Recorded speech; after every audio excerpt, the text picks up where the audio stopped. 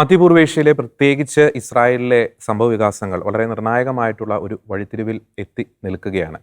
ഏറ്റവും പ്രധാനപ്പെട്ടത് Israel ആരംഭിച്ചിരിക്കുന്ന operation Gideon എന്ന് പറയുന്ന ആ സൈനിക നടപടി, ഗാസയിൽ ഹമാസിനെതിരെ ഇസ്രായേൽ ആരംഭിച്ചിരിക്കുന്ന ആ സൈനിക നടപടി, അതിൻ്റെ പ്രാധാന്യം അത് മിഡിൽ ഈസ്റ്റിൽ മാത്രം ഒതുങ്ങി നിൽക്കുന്നതാണോ, അതോ അത് ലോകക്രമത്തിൽ ഇൻ്റർനാഷണൽ പൊളിറ്റിക്സിൽ എത്രത്തോളം ഒരു ദൂരവ്യാപകമായിട്ടുള്ള ഒരു പ്രത്യാഘാതം, ഒരു ഇമ്പാക്റ്റ് സൃഷ്ടിക്കും?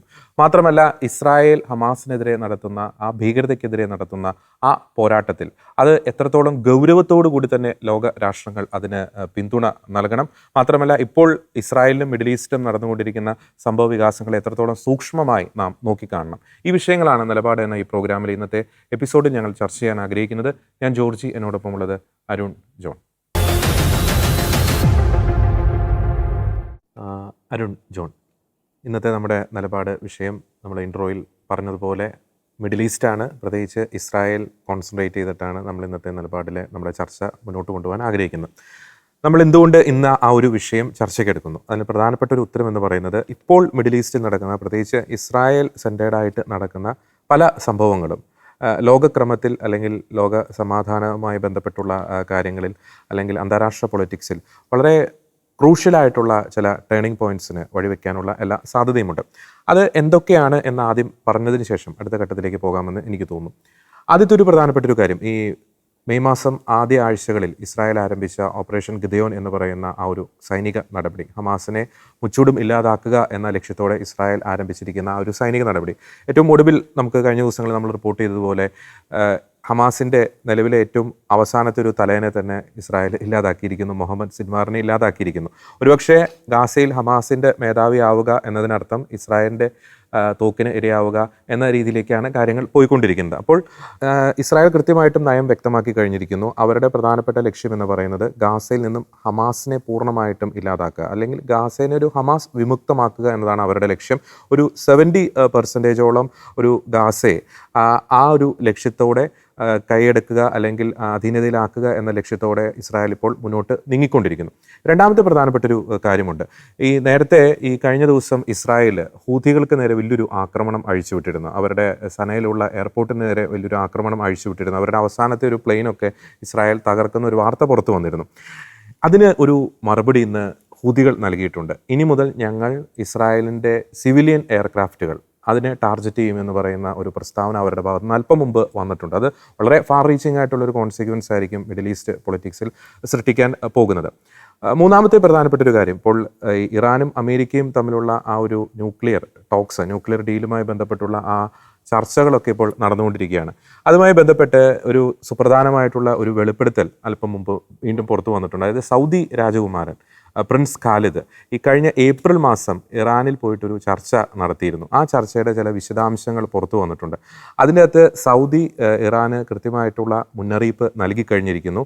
ഈ അമേരിക്ക മുന്നോട്ട് വയ്ക്കുന്ന ആ ഒരു ന്യൂക്ലിയർ ഡീല് അത് അംഗീകരിച്ചില്ലെങ്കിൽ സ്വാഭാവികമായിട്ടും ഇസ്രായേൽ കയറി ആക്രമിക്കും. അത് നമ്മൾ വിചാരിക്കുന്നതിനേക്കാൾ അപ്പുറമുള്ള ആ ഒരു ഇമ്പാക്റ്റ് ആയിരിക്കും മിഡിൽ ഈസ്റ്റിൽ സൃഷ്ടിക്കാൻ പോകുന്നത്. അതുകൊണ്ട് അമേരിക്ക മുന്നോട്ട് വയ്ക്കുന്ന ന്യൂക്ലിയർ ഡീലുമായിട്ട് നിങ്ങൾ അത് അംഗീകരിക്കണം. അത്തരത്തിലുള്ള ഒരു ഇറാനെ പ്രഷറൈസ് ചെയ്യുന്ന ഒരു നിലപാട് സൗദിയുടെ ഭാഗത്തുനിന്നുണ്ടായി എന്ന് പറയുന്ന വളരെ സുപ്രധാനമായിട്ടുള്ള ഒരു വെളിപ്പെടുത്തൽ കൂടി വന്നിട്ടുണ്ട്. നാലാമത്തെ ഒരു പ്രധാനപ്പെട്ട ഒരു കാര്യം, ഈ വെസ്റ്റ് ബാങ്ക്, നമ്മളത് അതിനെപ്പറ്റി കൂടുതൽ ഡീറ്റെയിൽ ആയിട്ട് എനിക്ക് ജോൺ പറയുമെന്ന് എനിക്ക് തോന്നുന്നു. ഈ വെസ്റ്റ് ബാങ്ക് കേന്ദ്രീകരിച്ച് ഇസ്രായേൽ അതിൻ്റെ സെറ്റിൽമെൻറ്റ്സ് വ്യാപിപ്പിക്കുക എന്ന ലക്ഷ്യത്തോടെ ചില നടപടികൾ ഇസ്രായേൽ നടത്തിയിട്ടുണ്ട്. അതായത് 22ഓളം പുതിയ സെറ്റിൽമെൻറ്റ്സ് വെസ്റ്റ് ബാങ്ക് കേന്ദ്രീകരിച്ച് ഇസ്രായേൽ നടത്താൻ പോകുന്നു. നമുക്കറിയാം, ആ വെസ്റ്റ് ബാങ്ക് കേന്ദ്രീകരിച്ച് ഏകദേശം 7 ലക്ഷത്തോളം യഹൂദർ അവിടെ താമസിക്കുന്നുണ്ട്. നിലവിൽ 160ഓളം സെറ്റിൽമെൻറ്റ്സ് അവിടെയുണ്ട്. അപ്പോൾ അവിടെ ഒരു ഇൻഫ്ലുവൻസ് അല്ലെങ്കിൽ വീണ്ടും സെറ്റിൽമെൻറ്റ്സിൻ്റെ എണ്ണം വർദ്ധിപ്പിക്കുക എന്നതിൻ്റെ ഒരു അർത്ഥം എന്ന് പറയുന്നത് ഇസ്രായേലിൻ്റെ മുമ്പിൽ വളരെ കൃത്യമായിട്ടുള്ള ലക്ഷ്യമുണ്ട്. തങ്ങളുടെ ആ ലാൻഡ് അത് തിരിച്ചു പിടിക്കുക, തങ്ങളുടെ പഴയ ആ ഒരു ഇസ്രായേൽ ദേശം എന്ന് പറയുന്നത് തിരിച്ചു പിടിക്കുക എന്ന രീതിയിലേക്ക് ഇസ്രായേൽ നീങ്ങിക്കൊണ്ടിരിക്കുന്നു. അപ്പോൾ ഞാൻ ഈ തുടക്കത്തിൽ അവതരിപ്പിച്ച ഈ വാർത്തകൾ, മുന്നോട്ട് വരുന്ന ഈ പ്രസ്താവനകൾ അതിഭയാനകമായിട്ടുള്ള അതിഭീകരമായിട്ടുള്ള ചില കോൺസിക്വൻസ് മിഡിൽ ഈസ്റ്റിൻ്റെ പൊളിറ്റിക്സിൽ സൃഷ്ടിക്കാനുള്ള എല്ലാ സാധ്യതയുമുണ്ട്. അപ്പോൾ അതിൻ്റെ വിശദാംശങ്ങളിലേക്ക് കടക്കുന്നതിന് മുമ്പ് എനിക്ക് തോന്നുന്നു, നമ്മൾ ഈ ഗാസയിലെ ജനങ്ങൾക്ക് വേണ്ടിയിട്ട് ഓൾ ഐസ് ഓൺ ഗാസ അല്ലെങ്കിൽ സേവ് ഗാസ എന്ന് പറയുന്ന ക്യാമ്പയിനൊക്കെ നടത്തുന്നുണ്ട്. പക്ഷേ ഇത് പറയുന്നവർ പലപ്പോഴും ചിന്തിക്കാത്ത ഒരു പ്രധാനപ്പെട്ട ഒരു കാര്യമുണ്ട്. എങ്ങനെയാണ് ഈ ഗാസ ഇപ്പോഴത്തെ അവസ്ഥയിലേക്ക് എത്തിയത്? അതിന് പ്രധാനപ്പെട്ട ഉത്തരവാദി ഹമാസ് ആണ് എന്നൊരു കാര്യം പലപ്പോഴും മാധ്യമങ്ങൾ ചർച്ച ചെയ്യുന്നില്ല. ഈ ഒക്ടോബർ 7 മുമ്പ് ഗാസ എങ്ങനെയായിരുന്നു, 2023 ഒക്ടോബർ 7 ശേഷം ഗാസ എങ്ങനെയായിരുന്നു, അതിന് ഉത്തരവാദി ആരാണ്? അതിന് പ്രധാനപ്പെട്ട ഉത്തരവാദി ഹമാസ് ആണെന്ന കാര്യത്തിൽ യാതൊരു തർക്കവുമില്ല. അതിനു മുമ്പ് എന്താണ് പറയുന്നത്, കുറേ നാളുകളായിട്ട് സമാധാനപരമായിട്ടുള്ള അന്തരീക്ഷത്തിലായിരുന്നു ആ മേഖല കടന്നുപോയത്.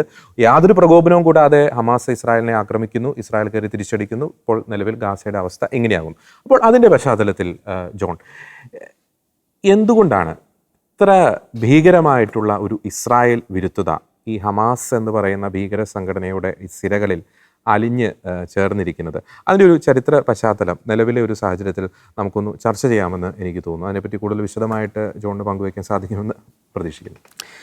യെസ്, ഇതിന് ചരിത്രത്തിലേക്ക് പോവുകയാണെങ്കിൽ ശരിക്കും പറഞ്ഞാൽ ഇതൊരു നിലനിൽപ്പിൻ്റെ ഒരു യുദ്ധമാണ്. ഇസ്രായേലികൾക്ക് നിലനിൽപ്പിന് വേണ്ടിയിട്ടും പാലസ്തീനികൾക്ക് അത് മുസ്ലിം വേൾഡിന് അവരുടെ ഐഡൻറ്റിറ്റിയുടെ ഒരു ക്രൈസിസ് ആണെന്ന് എനിക്കാണ് കൂടുതലും വ്യക്തമാക്കുന്ന ഒരു ഭാഗമായിരുന്നു. പിന്നെ അതുപോലെ തന്നെ ഇതിലൊരു രണ്ട് കാര്യം കൂടി എടുത്തു വയ്ക്കേണ്ടതാണ്. ഒന്ന്, പൊളിറ്റിക്കൽ ഇസ്ലാമിൻ്റെ ഒരു അജണ്ടയും അതുപോലെ സയണിസം എന്നുള്ളൊരു ജുഡായിസത്തിൻ്റെ അല്ലെങ്കിൽ ജൂവിസിൻ്റെ ഒരു ആഗ്രഹവും. മറ്റേത് അജണ്ടയാണ്, ഇത് ആഗ്രഹമാണെന്ന് പറഞ്ഞത്. അപ്പോൾ ഇതിൻ്റെ ഫാർ ഹിസ്റ്ററിക്ക് പോകണമെങ്കിൽ പ്രീ ഹമാസ് എന്നുള്ളൊരു എസ്റ്റാബ്ലിഷ്മെൻറ്റ് പോവുകയാണെങ്കിൽ നമുക്കറിയാം 1800 കാലഘട്ടങ്ങളിൽ തുടങ്ങിയാണ് ഈ യഹൂദൻ്റെ മാസ് മൈഗ്രേഷൻ വരുന്നത്. അപ്പോൾ ഈ മാസ് മൈഗ്രേഷൻ വന്ന് 1947 UN പ്രഖ്യാപിക്കുകയാണ്, UN ഡിസ്കസ് ചെയ്യാണ്, ഡീൽ വയ്ക്കുകയാണ്. ഒരു പാലസ്തീൻ, അതായത് ആ രാജ്യം വിഭജിച്ച് ഇസ്രായേലികൾക്കും അതായത് യഹൂദനും അതേസമയം പാലസ്തീനികൾക്കായിട്ട് കൊടുക്കണം, അല്ലെങ്കിൽ അറബ് വംശജരായി കൊടുക്കണം എന്നാണ്. പക്ഷേ അതേസമയം അറബ് വംശജർ അംഗീകരിച്ചില്ല, അതേസമയം ഇസ്രായേൽ അംഗീകരിക്കുകയും ചെയ്തു. ഓക്കെ, അപ്പോൾ ഇങ്ങനെ ഇരിക്കുന്ന സമയത്ത് 1948 ഇസ്രായേൽ എന്ന രാജ്യം ഉണ്ടായതിന് ശേഷം ഈ പറയുന്ന അവിടെ പാലസ്തീൻ, ഇസ്രായേലിൻ്റെ സമീപ പ്രദേശങ്ങളിലുള്ള പാലസ്തീൻ ഭാഗത്തുള്ള ആൾക്കാർക്ക് ഇസ്രായേലും തങ്ങളുടെ, അതായത് യഹൂദർ ഇപ്പോൾ അധിവസിക്കുന്ന സ്ഥലം ഞങ്ങളുടേതാണെന്നുള്ളൊരു ചിന്ത അവർക്കെപ്പോഴും അവരുടെ മനസ്സിൽ പണ്ടേ ഉണ്ടായിരുന്നു. ഇപ്പോഴത് കൂടുതലായിട്ട് വന്നുകയും ചെയ്തു. അപ്പോൾ അത് തിരിച്ചു പിടിക്കുന്നതിന് വേണ്ടിയിട്ടുള്ള പല കലാപങ്ങളൊക്കെ അവർ സൃഷ്ടിക്കാൻ തുടങ്ങി. അപ്പോൾ ഇതിൻ്റെ പേരിലാണ് നമുക്കറിയാലോ 1967 നടന്ന 6 days വാർ. അതൊക്കെ വളരെ ഫേമസ് ആയിട്ടുള്ളൊരു കാര്യമാണ്. പല അറബ് രാഷ്ട്രങ്ങൾ, അത് സൗദി അറേബ്യ, ഈ പറയുന്ന ജോർദാൻ, സിറിയ, ഇറാഖ്, ഈജിപ്ത് തുടങ്ങിയ വലിയൊരു രാജ്യങ്ങൾ വളരെ 1948 മാത്രം രൂപീകൃതമായ ഒരു ഇസ്രായേൽ രാജ്യത്തിനെതിരെ അണിനിരന്ന് വന്നപ്പോൾ 6 ദിവസം കൊണ്ട് ഇസ്രായേൽ പിടിച്ചെടുത്ത പല സ്ഥലങ്ങളുണ്ട്. വെസ്റ്റ് ബാങ്ക്, ഗോളൻ ഹിൽസ്, അതുപോലെ തന്നെ ഈസ്റ്റ് ജെറുസലേം, ഇങ്ങനെ പല ഭാഗങ്ങളും ഇവർ പിടിച്ചെടുത്തിരുന്നു. അപ്പോൾ എന്ന് പറഞ്ഞാൽ ചുരുങ്ങിയ വർഷങ്ങൾക്കുള്ളിൽ ഇത്ര ശക്തമായ ചുറ്റുമുള്ള രാജ്യങ്ങളെ അടിച്ചോൽപ്പിക്കാൻ ശക്തമായ ഒരു പട തന്നെ ഇസ്രായേൽ ഉണ്ടാക്കാൻ സാധിച്ചു. പക്ഷേ പ്രശ്നം അവിടെ തീർന്നിട്ടില്ല. 1967 ഉണ്ടായ ആ അറബ് എന്താ പറയുക 6 days വാറിന്റെ ഫലമായിട്ട് ഈ അവിടെയുള്ള പാലസ്തീനികൾക്ക് വളരെയധികം ഫ്രസ്ട്രേഷൻസ് വർദ്ധിക്കാൻ തുടങ്ങി. അങ്ങനെ 1987 അവർ ഫസ്റ്റ് ഇൻതിഫാദ എന്ന് പറഞ്ഞിട്ട് ആദ്യത്തെ പാലസ്തീൻ അപ്രൈസിംഗ് എന്ന് പറഞ്ഞ പേരിൽ ഒരു കലാപം, ഒരു തരം ബാറ്റിൽ അല്ലെങ്കിൽ പ്രക്ഷോഭങ്ങൾ ഉണ്ടാക്കാൻ തുടങ്ങി. അതുവഴിയാണ് ഹമാസ് എന്ന സംഘടന രൂപപ്പെടുന്നത്. ഹമാസിന്റെ ഫുൾ ഫോം നമുക്കറിയാം, ഹക്കറാത്ത് അൽ മുഖാവമ അൽ ഇസ്ലാമിയ. ഞാൻ നോക്കി വായിക്കാൻ കാരണം നമുക്ക് തന്നെ പിടികിട്ടാതൊരു അറബിക് യൂസേജ് ആയതുകൊണ്ടാണ്. ഇസ്ലാമിക് റെസിസ്റ്റന്റ് മൂവ്മെന്റ്സ് ആണ് കുറച്ചുകൂടി ഇംഗ്ലീഷിൽ എന്ന് പറയുന്ന യൂസേജ്. അത് ഇറാൻ പറയുന്നത് ഹമാസിനെയൊക്കെ സപ്പോർട്ട് ചെയ്ത് പറയുന്നത് അത് തന്നെയാണല്ലോ, ഞങ്ങൾ ചെയ്യുന്ന ടെററിസം അല്ല, ഞങ്ങൾ ചെയ്യുന്ന റെസിസ്റ്റൻസ് ആണെന്നാണ് പറയുന്നത്.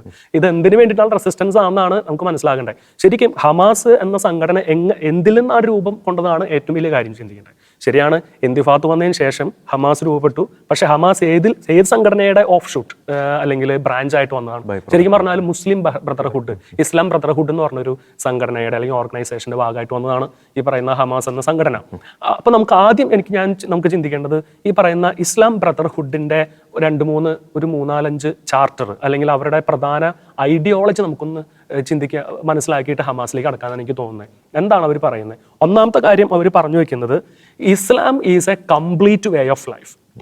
അതായത് ഈ ലോകത്തിൽ ഇസ്ലാം മാത്രമാണ് ഒരു സോഷ്യലായിട്ടും പൊളിറ്റിക്കലായിട്ടും എഡ്യൂക്കേഷണലായിട്ടും ഒരേ ഒരു വഴി ഇസ്ലാം മാത്രമാണ്. ഇസ്ലാം is the way, Islam is the life, Islam is the എന്ന് പറഞ്ഞ് അത് മാത്രമാണെന്നാണ് ഇസ്ലാം ബ്രദർഹുഡ് പറയുന്നത്. രണ്ടാമത്തെ ഒരു പറയുന്നത് വേറൊരു കാര്യമാണ് ശരിയ ലോ. ആ ലോ അനുസരിച്ച്, ആ ലോ എന്ന് പറയുന്നത് അതൊരു ദൈവിക നിയമമാണ്. ഇപ്പൊ നമ്മുടെ നാട്ടിലറിയാം വഖഫ് എന്ന് പറഞ്ഞൊരു നിയമത്തെ പറ്റി. അപ്പൊ എന്ത് കോടതിയേക്കാളും പറയും സുപ്രീം കോടതിയേക്കാളും അതിനപ്പുറം വേറെ അതിനേക്കാളൊക്കെ വലിയൊരു നിയമമാണെന്ന് പറഞ്ഞ രീതിയിലാണ് കൊണ്ടുവരുന്നത്. അതേ നിയമം എന്താ ശരിയ law, Islamic law as a divine law എന്ന് വെച്ച് കഴിഞ്ഞാൽ മറ്റെല്ലാ മാനുഷിക നിയമങ്ങളെക്കാളും ഉപരിയാണ് ഈ പറയുന്ന ശരിയ ലോ. അതാണ് മനുഷ്യൻ അനുസരിക്കേണ്ടത്. മാനുഷിക നിയമങ്ങളെ UK പോയെന്ന് എന്താണ് അവർ ഈ ശരിയാലോ അനുസരിക്കാൻ പറയുന്നത്? മറ്റെല്ലാ മാനുഷിക നിയമങ്ങളെക്കാളും വലിയൊരു നിയമമാണ് ഈ ശരിയാലോ എന്ന് പറഞ്ഞിട്ടാണ് പഠിപ്പിക്കുന്നത്.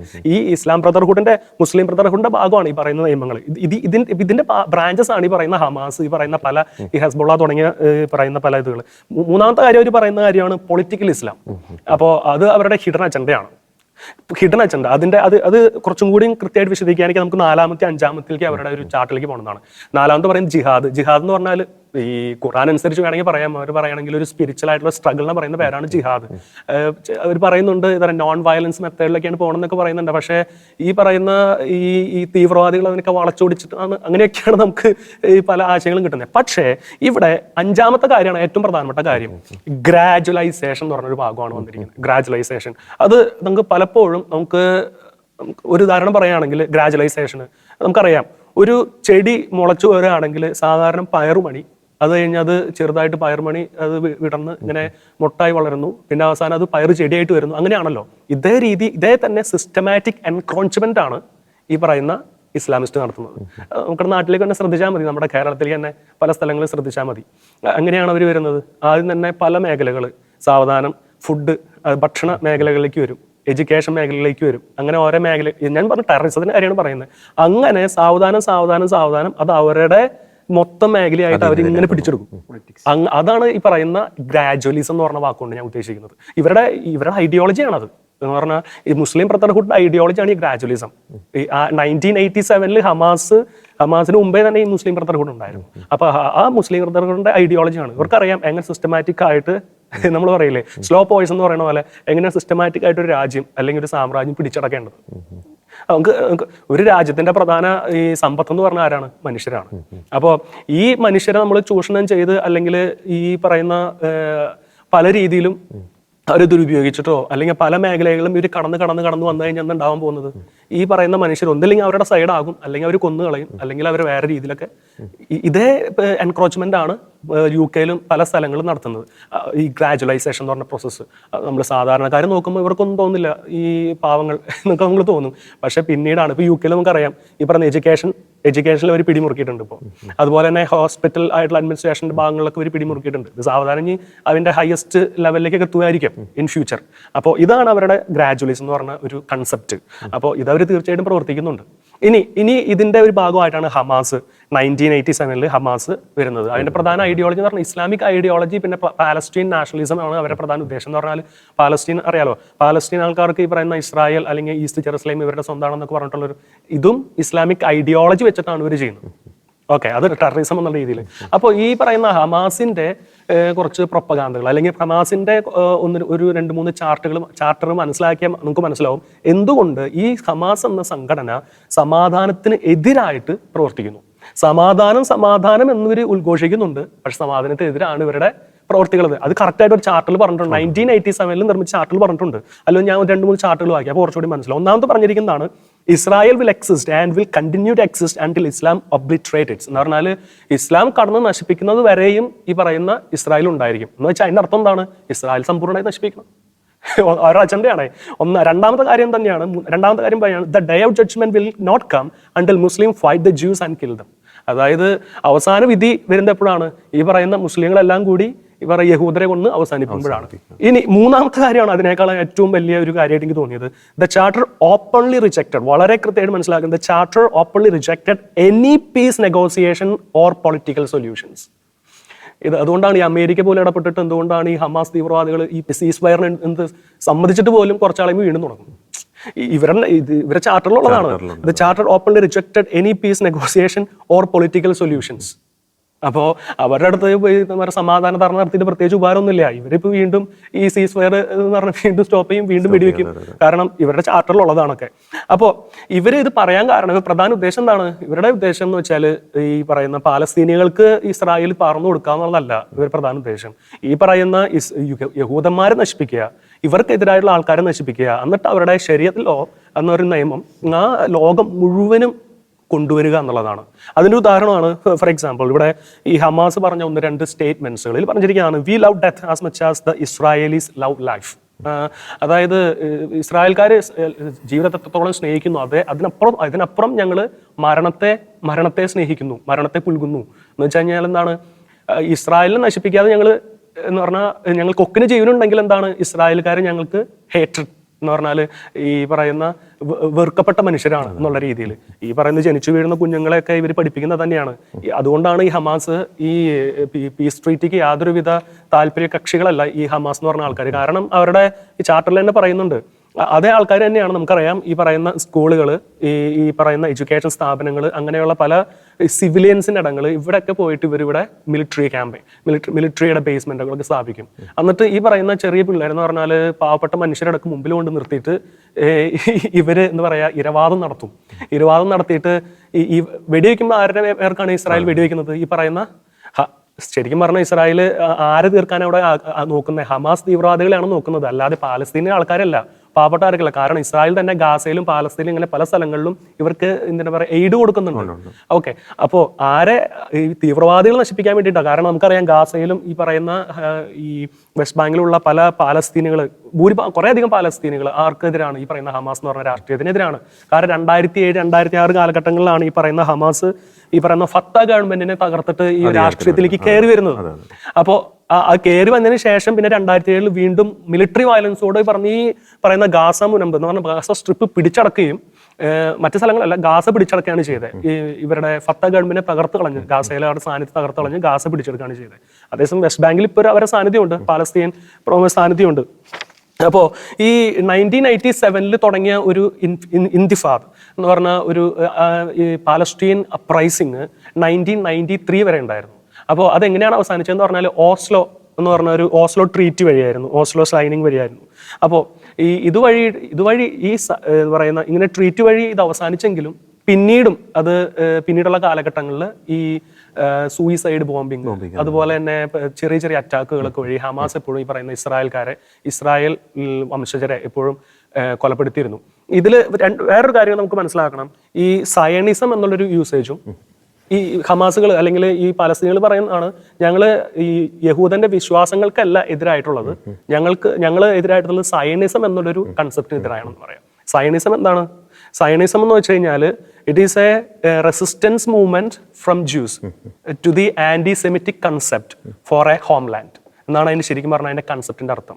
സയണിസം എന്ന് പറയുമ്പോൾ തൻ്റെ മാതൃരാജ്യത്തിന് വേണ്ടി ഉള്ള ഈ ഇസ്രായേൽക്കാരുടെ ഒരു റെസിസ്റ്റൻസ് മൂവ്മെന്റ് ആണ് സയണിസം. പക്ഷെ എല്ലാ യഹൂദരും സയണിസ്റ്റുകളല്ല, അതാണ് വേറെ കാര്യം. നമുക്കറിയാലേ ക്രിസ്ത്യാനികൾ എന്ന് പറയുമ്പോൾ ധാരാളം ഇത്ര കോടി ക്രിസ്ത്യൻസ് ഉണ്ട്, കാത്തലിക്സ് ഇത്ര കോടി കാത്തലിക്സ് ഉണ്ട്. പക്ഷെ എല്ലാ കത്തോലിക്കരും ഫോർ നെയിം സേക്ക് പേരിന് മാത്രം കത്തോലിക്കരായ, എൻ്റെ പേര് ജോൺ ആണ്, കത്തോലിക്കരാണ് എന്ന പേര് മാത്രമേ ഉള്ളൂ. പക്ഷെ നമ്മൾ പുറത്തു പോകുമ്പോൾ നമ്മൾ കത്തോലിക്കൻ ഐഡന്റിറ്റി കീപ്പ് ചെയ്യുന്നില്ല. നമ്മൾ പിന്നെ ഈ പറയുന്ന റിലീജിയസ് ആയിട്ടുള്ള റിച്വൽസിനും നമ്മൾ വലിയ പ്രാധാന്യം കൊടുക്കുന്നില്ല പലരും. അതുപോലെ തന്നെയാണ് പല ജ്യൂസും ഈ പറയുന്ന റിലീജിയസ് ഐഡിയോളജിക്കൊന്നും വലിയ പ്രാധാന്യമൊന്നും കൊടുക്കുന്നില്ല. പക്ഷേ ഇതിൽ പല ജ്യൂസും കൂടുതൽ യഹൂദർ ഈ പറയുന്ന സയനിസ്റ്റുകളാണ്. അവർക്കൊരു മാതൃരാജ്യം വേണം, അവർക്ക് മാതൃരാജ്യം വേണം, ഈ ലോകം മുഴുവൻ കീഴിലാക്കണമെന്നല്ല അവരുടെ ആഗ്രഹം. ഇവരുടെ മാതൃരാജ്യമായ ഇസ്രായേല് ഇവർക്ക് നേടിയെടുക്കണം, അവിടെ പോയിട്ട് താമസിക്കണം എന്നാണ് എനിക്ക് തോന്നുന്നു. അത് അവരുടെ നീതിയായുള്ളൊരു കാര്യമാണ്. പക്ഷെ പൊളിറ്റിക്കൽ ഇസ്ലാം എന്താണ് ചെയ്യുന്നത്? അവർക്ക് അർഹതപ്പെട്ട അല്ലാത്ത രാജ്യത്ത് കടന്നു കയറി ആ രാജ്യം പോലും ഇപ്പോൾ UK നടക്കുന്നതാണ് ശരിയ നിയമം വരണം, ഇങ്ങനെ പല രാജ്യങ്ങൾ നടക്കുന്നതാണ്. അവരുടെ രാജ്യത്തല്ലാത്ത രാജ്യങ്ങളിൽ നുഴഞ്ഞു കയറി അല്ലെങ്കിൽ പല രീതിയിലും കയറിയിട്ട് ആ രാജ്യത്തെ സമൂലം പിടിച്ചെടുക്കുക. അതാണല്ലോ നമുക്ക് ഈ പറയുന്ന ലെബനോൻ എന്ന് പറഞ്ഞ രാജ്യത്തിന്റെ ദുർഗതി നമുക്കറിയാം. നമുക്ക് യൂട്യൂബിൽ അടിച്ച് നോക്കുമ്പോൾ അറിയാം. ഈ പണ്ടത്തെ പിക്ചറാണെങ്കിലും 1960, 70 കാലഘട്ടങ്ങളിലെ ലെബനോനും അതിനുശേഷം ഈ പറയുന്ന ഈ ടെററിസം അവിടെ വന്നതിന് ശേഷമുള്ള ലെബനോൻ തമ്മിൽ ഫാർ ഡിഫറൻ്റ് ആണ്. ഈ സമാധാനം പ്രഘോഷിക്കുകയും ചെയ്യും, അതേസമയം ഈ ബൈബിളിൽ ഒരു വചനം പറയുന്നുണ്ട്, കലഹപ്രിയർ വരണ്ട ഭൂമിയിൽ താമസിക്കുന്നു. കീർത്തനം 68 തോന്നുന്നു. കലഹപ്രിയർ വരണ്ട ഭൂമിയിൽ താമസിക്കുന്നു. എത്ര സന്തോഷകരമായിട്ട് ഈ പറയുന്ന ഈ ഒരു ലൈഫായിരുന്നു ഈ പറയുന്ന ലബനോനിൽ ഉണ്ടായിരുന്നത്. അതാണ് 70, 80 കാലഘട്ടങ്ങൾക്ക് ശേഷം ഈ പറയുന്ന തീവ്രവാദികൾ നുഴഞ്ഞേറി അവിടെ നശിപ്പിച്ചു കളഞ്ഞ എല്ലാം ഒരു കുട്ടിച്ചോറാക്കി നശിപ്പിച്ചു കളയാം. അപ്പോൾ ഈ നമുക്ക് ഹമാസിന്റെ ഭാഗത്തിലേക്ക് തിരിച്ചു വരാം. അപ്പോൾ ഹമാസിലേക്ക് വരുമ്പോൾ ഫസ്റ്റ് ഈ അവരുടെ പ്രധാന ഉദ്ദേശം ഞാൻ പറഞ്ഞു, ഈ ഇസ്രായേൽകൾക്കെതിരെയുള്ള വിരോധമാണ് അവരുടെ മനസ്സിലുള്ളത്. അതിന് വേണ്ടിയിട്ടുണ്ടായ ഒരു സംഘടനയാണ് 1987 ഉണ്ടായ ഈ ഹമാസ് എന്ന് പറഞ്ഞ സംഘടന. അപ്പോൾ ഈ ലേറ്റസ്റ്റ് ആയിട്ട് അപ്പോൾ ഇവർ പല യുദ്ധങ്ങൾ നടത്തിയിട്ടുണ്ട്. അതായത് 2008 കാസ്റ്റ് ലീഡ് എന്ന് പറഞ്ഞ്, പിന്നെ അതുപോലെ 2012 pillar of defence, 2014 protective age, അങ്ങനെ പലതരം ഈ ചെറിയ ബാറ്റിലുകൾ എന്ന് വേണമെങ്കിൽ പറയാം. അതൊക്കെ ഇസ്രായേൽ ഹമാസ് ആയിട്ടുള്ളത്. പിന്നെ വരുന്നതാണ് 2021 നമ്മൾ കണ്ട ഒരു മിസൈൽ ആക്രമണമൊക്കെ. നമുക്കറിയാം നമ്മുടെ കേരളത്തിൽ നേഴ്സൊക്കെ മരിച്ചുപോയ ഒരവസ്ഥയൊക്കെ ഉണ്ടായിരുന്നല്ലോ അതൊക്കെ. അപ്പോൾ ഈ ഹമാസ് എന്ന് പറഞ്ഞ ഈ തീവ്രവാദികളുടെ പ്രധാന ഉദ്ദേശം ഇസ്രായേൽ വംശജരാണ്. ഇസ്രായേൽ എന്നുള്ള രാജ്യം ഇല്ലാതാക്കുക. അത് ഇല്ലാതാക്കുന്നത് വരെ അവർ യുദ്ധം ചെയ്തുകൊണ്ടേയിരിക്കും. അവരിപ്പോൾ ഞാൻ വായിച്ച ഈ ചാർട്ടറിലും ഈ മുസ്ലിം ബ്രദർഹുഡിലും കാണുന്ന കാര്യങ്ങൾ തന്നെയാണ്. ഹമാസിന്റെ ഒരു ഹിസ്റ്ററി എടുത്ത് നോക്കുമ്പോൾ കാണുന്നത് തന്നെയാണ്. പിന്നെ നമ്മൾ നോക്കേണ്ടത് ഈ പറയുന്ന ഗാസ സിവിൽ വാർ, 2007 ഉണ്ടായ ഗാസ സിവിൽ വാർ. ഈ ഗാസ സിവിൽ വാറിനോട് കൂടിയാണ് ഈ ഹമാസ് ഈ പറഞ്ഞ ഗാസ സ്ട്രിപ്പ് എടുക്കുന്നത്. നമുക്കറിയാം ഈ ഗാസയിലെ യഹൂദന്മാരുടെ സാന്നിധ്യം വളരെ കുറവാണ്. അതേസമയം ഈ പറയുന്ന വെസ്റ്റ് ബാങ്കിൽ പോകുമ്പോൾ യഹൂദന്മാർ 13% ഈ അതേസമയം അവിടെയുള്ള മുസ്ലിങ്ങളായിരിക്കാം ഏകദേശം ഒരു 70% മുസ്ലിങ്ങളുണ്ട്. ഏതൊക്കെ എണ്ണം അങ്കുലി പരിമിതമായ രീതിയിലുള്ള ക്രൈസ്തവരുണ്ട്. അപ്പൊ ഈ വെസ്റ്റ് ബാങ്കില് ഈ പറയുന്ന ഇസ്രായേൽ വരുന്നത് ശരിക്കും പറഞ്ഞാൽ ഞാൻ ഒരു അധിനിവേശം എന്നൊരു കണക്കിൽ എനിക്ക് കാണാൻ പറ്റില്ല. അത് അവരുടെ നീതിയായിട്ടൊരു കാര്യമായിട്ടുള്ളതാണ് ഞാൻ കാണുന്നത്. കാരണം അവർക്ക് അർഹിച്ചിരുന്ന പൂർവികന്മാരുടെ ലാൻഡ്, ഒരു പിതൃസ്വത്ത് എന്ന പോലെ അത് നേടിയെടുക്കാൻ വേണ്ടി തിരിച്ചു വരുന്നതാണ്. അപ്പോൾ അവരതിന് വേണ്ടിയിട്ടുള്ള മിലിറ്ററി സെറ്റിൽമെന്റ്സ് അവർക്ക് ഉപയോഗിക്കും. പക്ഷെ നമുക്ക് അതേസമയം ഒരു കാര്യം കൂടി നമ്മൾ മനസ്സിലാക്കണം. ഈ പാലസ്തീനിലുള്ള ആൾക്കാർ അവരും ഏതാനും ഒരു 5, 6, 7 നൂറ്റാണ്ടുകളായിട്ട് തന്നെ അവിടെ ജീവിച്ചു വരുന്ന ആൾക്കാർ തന്നെയാണ്. അപ്പൊ അവർക്കും അവിടെ ജീവിക്കണം എന്നുള്ളത് അവരുടെ നീതിയായുള്ള ഒരു കാര്യം തന്നെയാണ്. പക്ഷെ അതിന് ഇസ്രായേൽ ഒരു വിലക്കോ ഏർപ്പെടുത്തുകയോ അതിനൊരു തടയിടുകയോ ചെയ്യുന്നില്ല. ഇസ്രായേല് തടയിടുന്നതും വിലക്കേർപ്പെടുന്നതും അല്ലെങ്കിൽ ഇസ്രായേൽ ബ്ലോക്ക് ചെയ്യുന്ന ആർക്കെതിരാണ്? ഹമാസ് ഒന്നാണ് തീവ്രവാദ സംഘടനയ്ക്കെതിരാണ്. അതാണല്ലേ പ്രത്യേകത. ഹമാസ് എന്ന തീവ്രവാദ സംഘടനയ്ക്ക് മാത്രമാണ് ഈ പറയുന്ന ഇസ്രായേല് അല്ലെങ്കിൽ മറ്റുള്ള രാഷ്ട്രങ്ങൾ എതിരെ പ്രതിരോധിക്കുന്നത്. അല്ലാതെ പാലസ്തീന ജനങ്ങൾക്ക് വേണ്ടിയിട്ടല്ല. പാലസ്തീന ജനങ്ങൾക്ക് വെസ്റ്റ് ബാങ്കിലോ ഗാസയിലുള്ള ആൾക്കാർക്ക് എയ്ഡ് കൊടുക്കുന്നു. വത്തിക്കാൻ പോലും എയ്ഡ് കൊടുക്കുന്നുണ്ട്. നമുക്കറിയാലോ ഗാസയിലെ ജനങ്ങൾക്ക് വേണ്ടിയിട്ടാണ്. ഞാൻ മുമ്പ് പറഞ്ഞിട്ടുണ്ടായിരുന്നു, പോപ്പ് മൊബൈൽ എന്ന് പറഞ്ഞൊരു ഫെസിലിറ്റി നമ്മുടെ ഫ്രാൻസിസ് മാപ്പ മരണത്തോടനുബന്ധിച്ച് ഗിഫ്റ്റ് ചെയ്തത് ഗാസയിലെ പിള്ളേർക്ക് വേണ്ടിയിട്ടാണ്. അത് ഹമാസിന് വേണ്ടിയിട്ടല്ല. പക്ഷെ എന്ത് ചെയ്യുന്നതെന്ന് പറഞ്ഞാൽ ഗാസയിലെ പാവപ്പെട്ട പിള്ളേരുടെ അല്ലെങ്കിൽ കുഞ്ഞുങ്ങളുടെ ഒക്കെ. ഇപ്പൊ ഞാൻ ഈ 2-3 ദിവസമായിട്ട് യൂട്യൂബ് സെർച്ച് ചെയ്യുന്നപ്പോൾ വെറുതെ അതിന് റീൽസ് നോക്കിയപ്പോൾ ഞാൻ കണ്ടായിരുന്നു ഗാസ എന്ന് പറഞ്ഞാൽ ഗാസ എന്നുള്ളൊരു പേരാണ് കാണുന്നത്. എന്നിട്ട് ഈ പറയുന്ന പാവപ്പെട്ട പിള്ളേരുടെ കണ്ണീരൊഴുക്കുന്ന ഈ ഇതും അതുപോലെ തന്നെ അതന്നെ ആഡായിട്ട് വരുന്നത്. അപ്പൊ നിങ്ങൾ എന്തെങ്കിലും സപ്പോർട്ട് ചെയ്യണം. ഇതുപോലെ അവസ്ഥ തന്നെയായിരുന്നു 2021. ഇങ്ങനെ ഒരു വാർത്ത ഞാൻ കേട്ടായിരുന്നു. അതായത് 2021 കാലഘട്ടങ്ങളിലൊക്കെ ഹമാസ് എങ്ങനെയാണ് ആയുധങ്ങൾ വാങ്ങിച്ചെന്നുള്ളത് ഇതുപോലെയുള്ള യൂറോപ്യൻസിന്റെ ഇന്ത്യൻസിന്റെ ഒക്കെ ഇങ്ങനെയുള്ള ഈ പറയുന്ന അഡ്വർടൈസ്മെന്റ്, ഗാസയിലുള്ള ആൾക്കാരുടെ ഒക്കെ അഡ്വർടൈസ്മെന്റ് പുറത്തിട്ടിട്ട് ഈ വരുന്ന കാശൊക്കെ എടുത്തിട്ടാണ് ഇവന്മാർ ആയുധങ്ങൾ ഉണ്ടാക്കിയും മറ്റേ പറയുന്ന തുരങ്കങ്ങളൊക്കെ ഉണ്ടാക്കി ഈ അവിടെ വലിയൊരു സാമ്രാജ്യം അവർ സ്ഥാപിച്ചതും. ഇതേ ആശയം തന്നെയായിരിക്കാം ഇനി ഈ പറയുന്ന അഡ്വർടൈസ്മെന്റിലൂടെ നമുക്ക് കാണുന്നത്. അപ്പോൾ ശരിക്കും ആൾക്കാർക്ക് ഗാസയിലെ ജനങ്ങളെ സഹായിക്കണം എന്നുണ്ട്. പക്ഷേ നിർഭാഗ്യവശാൽ എന്ത് സംഭവിക്കുന്നു? അവിടുത്തെ ഈ ഹമാസിന്റെ അധികാരമോഹം കൊണ്ടും അല്ലെങ്കിൽ തീവ്രവാദ ആക്രമണം കൊണ്ടും ഈ പറയുന്ന ഗാസയിലെ യഥാർത്ഥ ആളുകൾക്ക് ഇതിന്റെ യഥാർത്ഥമായ ഒരു അവകാശം കിട്ടുന്നില്ല. എല്ലാം തീവ്രവാദികൾ എടുത്തുകൊണ്ടുമാണ്. അവിടുത്തെ ആളുകളെ തന്നെ ഇതിന് മുമ്പിൽ ഒരു സ്കേപ്പ് ഗോട്ട് എന്ന് പറയും, ബലിയാടുകളാക്കിയിട്ടുണ്ട്. അതുകൊണ്ടാണല്ലോ അങ്ങനെയുള്ള ഈ പറയുന്ന ഹമാസ് എന്ന് പറഞ്ഞ ഒരു തീവ്രവാദി സംഘടന അല്ലെങ്കിൽ ഈ സംഘടന ഒരു നല്ല സംഘടനയായിരുന്നെങ്കിൽ ഈ പറയുന്ന സ്കൂളുകളിലോ അല്ലെങ്കിൽ ഹോസ്പിറ്റലുകളിലോ ഈ സിവിലിയൻ താമസിച്ച സ്ഥലങ്ങൾക്ക് ഇവരെ മിലിറ്ററി ബേസ് വെച്ചിട്ട് ഈ പറയുന്ന ഇസ്രായേലിനെ പ്രകോപിപ്പിക്കുമോ? ഏതെങ്കിലും രാജ്യം അങ്ങനെ ചെയ്യുമോ? ഏതെങ്കിലും രാജ്യം ഒരു ഹോസ്പിറ്റൽ അങ്ങനെ ചെയ്യുമോ? ഇല്ല, ചെയ്യില്ല. എന്തുകൊണ്ടാണ് ഹമാസ് ചെയ്യുന്നത്? ഹമാസിന്റെ ഉദ്ദേശം എന്താണ്? ഹമാസിന്റെ ഉദ്ദേശം അവരെ പാലസ്തീനികൾക്ക് വെൽഫെയർ അല്ല. ഇവരുടെ ഉദ്ദേശം പൊളിറ്റിക്കൽ ഇസ്ലാം ലോകത്ത് കൊണ്ടുവരണം, അല്ലെങ്കിൽ ശരിയാ നിയമം മുസ്ലിം ബ്രദർഹുഡിന്റെ അതേ ആശയങ്ങളാണ് ഇവര് പുറത്തേക്ക് വിടുന്നത്. അത് വളരെ കറക്റ്റാണ്. പക്ഷേ എന്തുകൊണ്ട് ഇവിടെ ഈ പറയുന്ന വെടിനിർത്തൽ കരാറുകൾ അത് മുന്നോട്ട് പോകുന്നില്ല എന്നതിൻ്റെ വളരെ വ്യക്തമായിട്ടുള്ള ഉത്തരമാണ് ജോൺ നൽകിയത്. കാരണം ഹമാസിൻ്റെ ലക്ഷ്യം എന്ന് പറയുന്നത് ഗാസയെ പ്രശ്ന കലുഷിതമാക്കിക്കൊണ്ടിരിക്കുക. ആ ഹോസ്റ്റേജസിനെ വിട്ടയച്ചാൽ തന്നെ ഗാസയിലെ പകുതി പ്രശ്നങ്ങളും അവിടെ അവസാനിക്കും. അപ്പോൾ തീർച്ചയായിട്ടും ഇസ്രായേൽ നടത്തുന്ന ഹമാസ് എന്ന് പറയുന്ന ഭീകര സംഘടനയ്ക്കെതിരെ മാത്രമല്ല, അതൊരു എപ്പിസെൻ്ററാണ് ശരിക്കും പറഞ്ഞാൽ. പൊളിറ്റിക്കൽ ഇസ്ലാമിൻ്റെ ഒരു അജണ്ടയുടെ എപ്പിസെൻ്ററാണ്. അത് ലോകം മുഴുവൻ വ്യാപിക്കുന്നത് തടയാൻ വേണ്ടിയിട്ടുള്ള ഒരു പോരാട്ടം കൂടിയാണ് ഇസ്രായേൽ അവിടെ നടത്തുന്നത് നമുക്ക് പറയാൻ സാധിക്കും. അപ്പോൾ അരുൺ, അപ്പോൾ ഇതിൻ്റെ ഒരു ചരിത്ര പശ്ചാത്തലം നമ്മൾ മനസ്സിലാക്കി, ജോൺ വളരെ വിശദമായിട്ട് മനസ്സിലാക്കി. അപ്പോൾ ഈ ഇസ്രായേൽ നടത്തുന്ന ഈ സൈനിക നടപടിയുടെ ഗൗരവം കുറേ കൂടി വർദ്ധിക്കുകയാണ് നമ്മൾ ഈ ചരിത്രത്തിലേക്കൊക്കെ തിരിഞ്ഞു നോക്കുമ്പോൾ. അപ്പോൾ ഈ ഓപ്പറേഷൻ ഗിദയോൺ, ഇപ്പോൾ മെയ് ആദ്യവാരം ആരംഭിച്ചിരിക്കുന്ന ഗിദയോൺ, അത് നിലവിലെ അവിടുത്തെ ഒരു പൊളിറ്റിക്കൽ സിനാരിയോയിൽ എത്രത്തോളം ഒരു ഫാർ റീച്ചിങ് ആയിട്ടുള്ള ഇമ്പാക്റ്റ് ഉണ്ടാക്കും, പ്രത്യേകിച്ച് ഇസ്രായേൽ നടത്തുന്ന ഭീകരവിരുദ്ധ പോരാട്ടത്തിൽ? ജോർജ്, ഈ ഇസ്രായേലിൻ്റെ യുദ്ധം ഇപ്പോൾ 18 മാസം കടന്നിരിക്കുകയാണ്. ഈ 18 മാസം അവർ ചെയ്ത യുദ്ധത്തിൻ്റെ പേര് സ്വേർഡ്സ് ഓഫ് അയൺ, ഇരുമ്പ് വാളുകൾ എന്ന പേരിലായിരുന്നു. അത് കണ്ണും പൂട്ടിയുള്ള ഒരു ആക്രമണമായിരുന്നു എന്ന് പറയാം. കാരണം ഇസ്രായേലിനെ സംബന്ധിച്ചിടത്തോളം അവരുടെ ബന്ദികൾ, ഏകദേശം 250 മേലെ ബന്ദികൾ ആ സമയത്ത് പലസ്തീനിലുണ്ടായിരുന്നു, ഗാസയിലുണ്ടായിരുന്നു. ആ സമയത്താണ് അവർ ഈ യുദ്ധത്തിന് ഇറങ്ങിയത്. അപ്പോൾ അതിൽ ഈ ബന്ദികളെ കുറിച്ച് അവർ അത്ര ശ്രദ്ധിച്ചിട്ടല്ല ചെയ്തിരിക്കണമെന്ന് നമുക്ക് അറിയാൻ സാധിക്കും. പല ബന്ദികളും കൊല്ലപ്പെട്ടതും ഒരു പക്ഷേ ഇസ്രായേലിൻ്റെ ആക്രമണത്തിൽ കൂടിയും ആയിരിക്കാൻ സാധ്യതയുണ്ട്. അപ്പോൾ അങ്ങനെ ഒരു കണ്ണും പൂട്ടിയുള്ള ഒരു യുദ്ധമായിരുന്നു ഇസ്രായേൽ ആദ്യം ചെയ്തത്. എന്നാൽ ഗാസയിലെ നിവാസികൾക്ക് അവർ കൃത്യമായിട്ടുള്ള ഡയറക്ഷൻസും അവരെ ബോംബിടുന്നുണ്ടെങ്കിൽ അതിനു മുമ്പ് അവർക്ക് വേണ്ട കൃത്യമായ വാണിങ്ങുകളും കാര്യങ്ങളെല്ലാം കൊടുത്തുകൊണ്ട് തന്നെയാണ് ചെയ്തത്. പക്ഷേ ഈ യുദ്ധം ഇപ്പോൾ 18 മാസം പിന്നിട്ടു. ഇതിനിടയ്ക്ക് ട്രംപ് അധികാരത്തിൽ വന്നു. അപ്പോൾ ട്രംപിൻ്റെ ആദ്യത്തെ പ്രഖ്യാപനമായിരുന്നു ഇസ്രായേലും ഹമാസും തമ്മിലുള്ള യുദ്ധം താൻ അവസാനിപ്പിക്കും, അതുപോലെ തന്നെ ഗാസയെ ഒരു പറഞ്ഞ് അവസാനത്തെ വാക്കായപ്പോൾ ഗാസയെ ഒരു റിവേരിയ ആക്കി മാറ്റും എന്നുള്ളതായിരുന്നു അദ്ദേഹത്തിൻ്റെ അവസാനത്തെ വാക്ക്. പക്ഷേ ഇതെല്ലാം കേൾക്കുമ്പോൾ നമുക്ക് പലപ്പോഴും ഇവിടെ കേരളത്തിൽ ഇരുന്ന് ചിന്തിക്കുമ്പോൾ എന്തിന് ഇത്രയും കടന്ന് ചെയ്യേണ്ട കാര്യങ്ങളുണ്ടോ? ഒന്നുകിൽ ഹമാസിനെ ഉന്മൂലനം ചെയ്താൽ മതി, അതിനപ്പുറമുള്ള കാര്യങ്ങൾ എന്തിനാണ് ട്രംപ് പറയുന്നതെന്ന് നമുക്ക് തോന്നിയിട്ടുണ്ട്.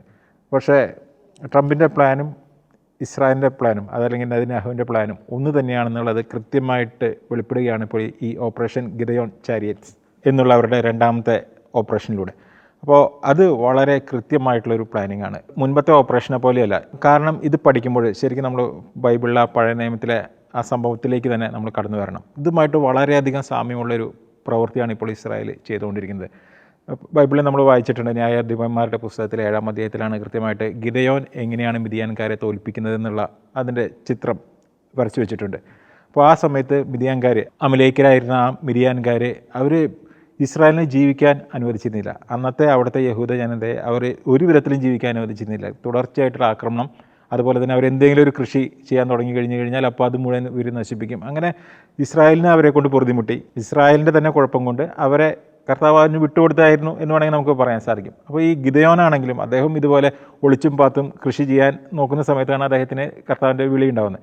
അങ്ങനെ കർത്താവുമായിട്ടുള്ള നേരിട്ടുള്ള ഒരു എൻകൗണ്ടർ കഴിഞ്ഞതിന് ശേഷം ഗിദയോന് ശക്തി ലഭിക്കുകയാണ്. അപ്പോൾ ഗിദയോൻ ഒരു യുദ്ധത്തിനായിട്ട് പോവുകയാണ് ഈ മിദിയാൻകാരെ തോൽപ്പിക്കാനായിട്ട്. അപ്പോൾ ഗിദയോൻ്റെ സൈന്യത്തിലുണ്ടായിരുന്നത് ഏകദേശം ഒരു 30,000 പേരാണ്. ഈ 30,000 പേരുമായിട്ട് ഗിദയോൻ യുദ്ധത്തിന് പോവാണ്. അപ്പോൾ ആ സമയത്താണ് ഗിദയോന് ഒരു തടസ്സം വരുന്നത്. അതിൻ്റെ ഇടയിൽ കർത്താവിൻ്റെ ഒരു ഇടപെടലുണ്ടായാണ്. കാരണം ഗിദയോന് ലഭിച്ച ആ സൈന്യത്തിൻ്റെ ശക്തിയിലാണ് ആശ്രയിച്ചത്. പിന്നീട് നടന്ന 2 ഘട്ട പരീക്ഷണങ്ങളിലൂടെ ഈ 30,000 വെറും 300 ചുരുങ്ങാണ്.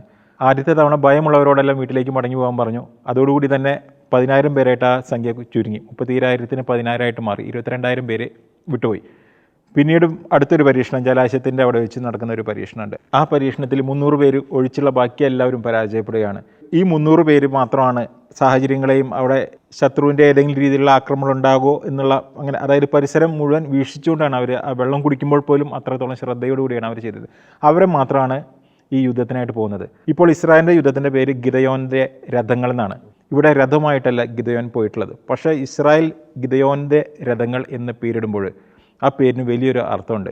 കാരണം യുദ്ധത്തിന് പോകുന്ന ഈ 300 പേരെ വീണ്ടും 3 ഗണങ്ങളായിട്ട് 100 പേർ വീതമുള്ള 3 ഗണങ്ങളായിട്ട് ഗിദയോൻ തിരിക്കുന്നു. അവരുടെ കയ്യിൽ ആകെയുള്ളത് കുടവും കാഹളവും തീപ്പന്തവും മാത്രമാണ്. ഇതുമായിട്ട് അവർ എങ്ങനെയാണ് യുദ്ധം ചെയ്ത് വിജയിക്കുന്നത്? അതായത് അവരെ സംബന്ധിച്ചിടത്തോളം അവരുടെ ഒരു കൃത്യമായിട്ടുള്ളൊരു പ്ലാൻ ഉണ്ടായിരുന്നു. അവർക്കൊരു കൃത്യമായിട്ടൊരു പദ്ധതിയുണ്ട്. കർത്താവിലുള്ള അവരുടെ ഒരു ശരണവും വിശ്വാസം ഉണ്ടായിരുന്നു. അതുപോലെ തന്നെ വളരെ ബുദ്ധിപൂർവ്വവും ജ്ഞാനത്തോടു കൂടിയുള്ള ഒരു തീരുമാനമാണ് അവർ ചെയ്തത്. കാരണം ഈ 300 പേർക്ക് ലക്ഷങ്ങൾ വരുന്ന മിദിയാൻകാരെ തോൽപ്പിക്കാൻ കഴിയുകയില്ലെന്ന് അറിയാം. അപ്പോൾ ഇവർ കൃത്യമായിട്ട് പ്ലാൻ ചെയ്ത ആ കാര്യം അവർ നടപ്പാക്കുകയാണ്. അവിടെ വെച്ചിട്ട് അവർ ആ പന്തം കത്തിക്കുന്നു, അതുപോലെ തന്നെ കുടം പൊട്ടിക്കുന്നു, കാഹളം ഊതുന്നു. ഇത്ര മാത്രമേ ചെയ്തുള്ളൂ. ഇതോടുകൂടി മിദിയാൻകാർ ആകെ ചിതറുകയാണ്.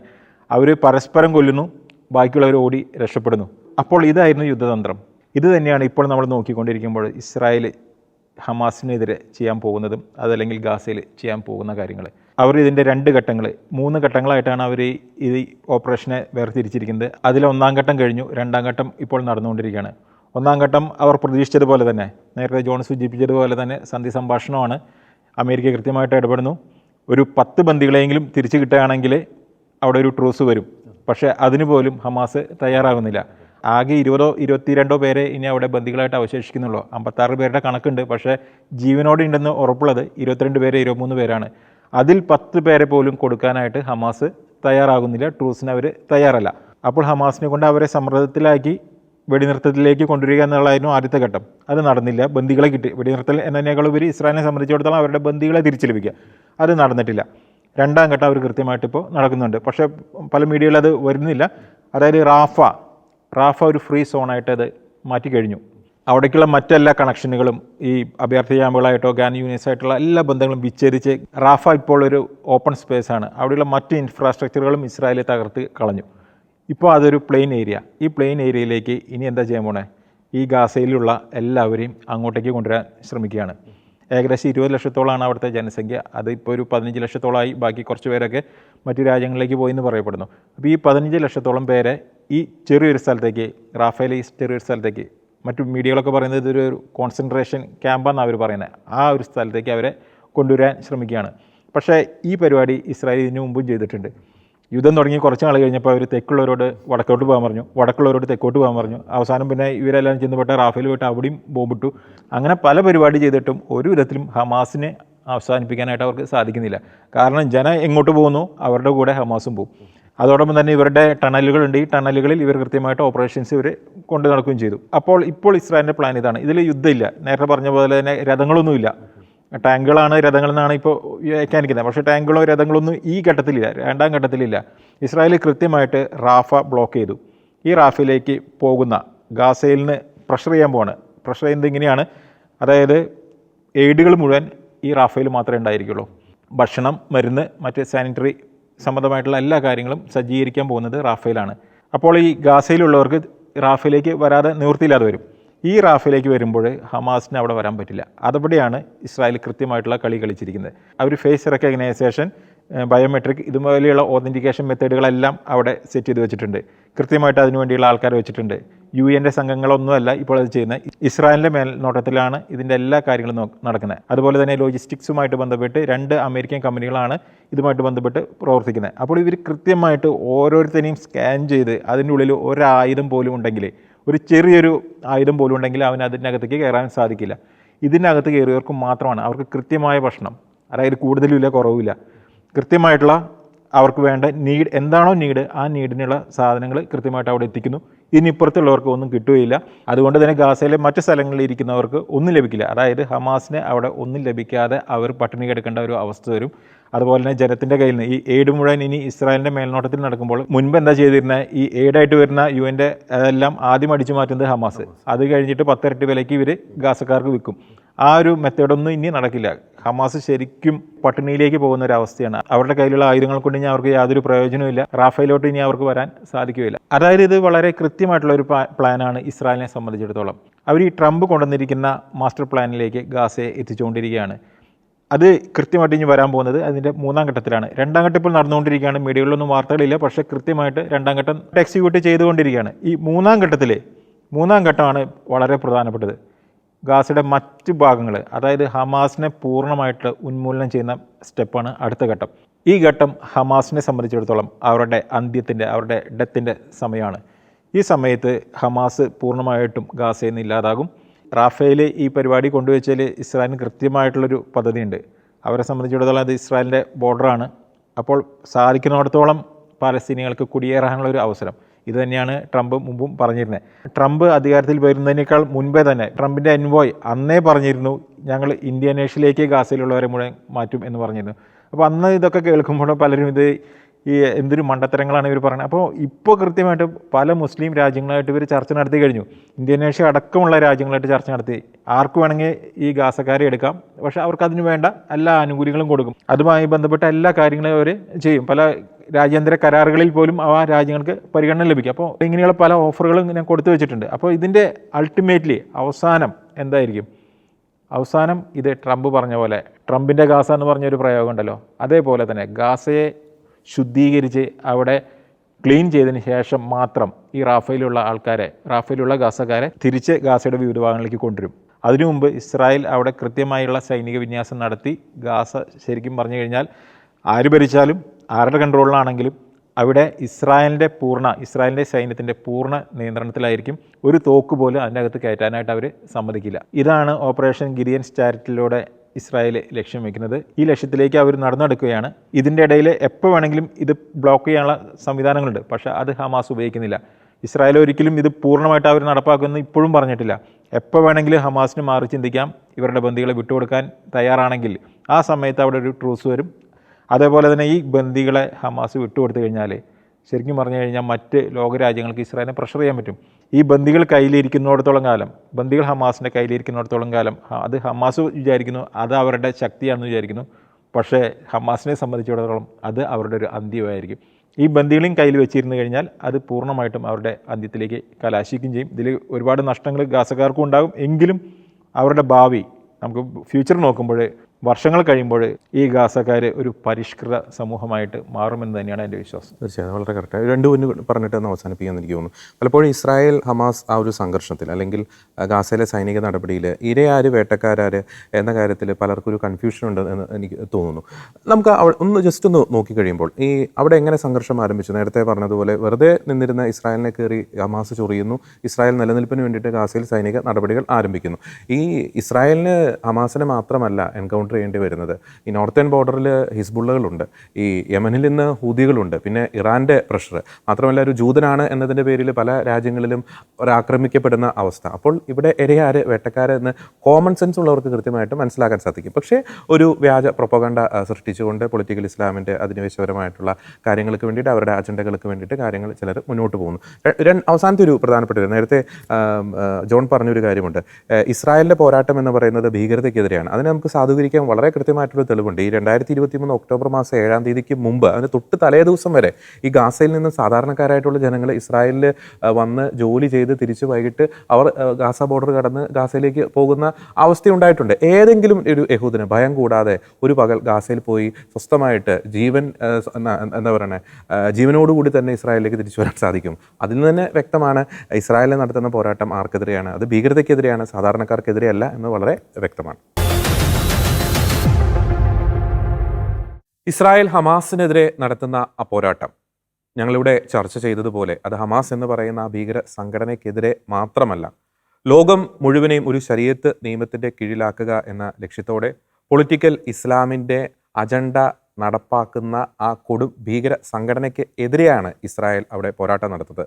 ഒരുപക്ഷെ നമുക്ക് വേണമെങ്കിൽ പറയാൻ സാധിക്കും ആ മിഡിൽ ഈസ്റ്റിൽ സ്ഥാപിക്കപ്പെട്ടിരിക്കുന്ന ഭീകരതയുടെ മത തീവ്രവാദത്തിൻ്റെ ആ ഒരു എപ്പിസെൻറ്റർ, അവിടെ നിന്നും വമിക്കുന്ന ആ പൊട്ടിത്തെറിക്കുന്ന ആ ലാവ, ഭീകരതയുടെ ഒരു ലാവ ലോകം മുഴുവൻ വ്യാപിക്കുന്നതിൽ നിന്നും തടയിടുന്ന ഒരു ഡാമായിട്ടാണ് ഒരുപക്ഷെ മിഡിൽ ഈസ്റ്റിൽ ഇപ്പോൾ ഇസ്രായേൽ നിലകൊള്ളുന്നത്. അതിനാൽ തന്നെ ഇസ്രായേൽ നടത്തുന്ന ആ പോരാട്ടത്തിന് ലോക രാഷ്ട്രങ്ങൾ രാഷ്ട്രീയ ഭേദമന്യേ പിന്തുണ നൽകേണ്ടിയിരിക്കുന്നു. വളരെ വ്യാജമായിട്ടുള്ള പ്രൊപ്പഗണ്ട, ഹമാസിന് അനുകൂലമായിട്ടൊക്കെ വളരെ വ്യാജമായിട്ടുള്ള പ്രൊപ്പഗണ്ട ലോകമെമ്പാടും നടത്തുന്നുണ്ട്. അതിന് വലിയ രീതിയിലുള്ള ഫണ്ടിങ്ങും നടന്നുകൊണ്ടിരിക്കുന്നുണ്ട്.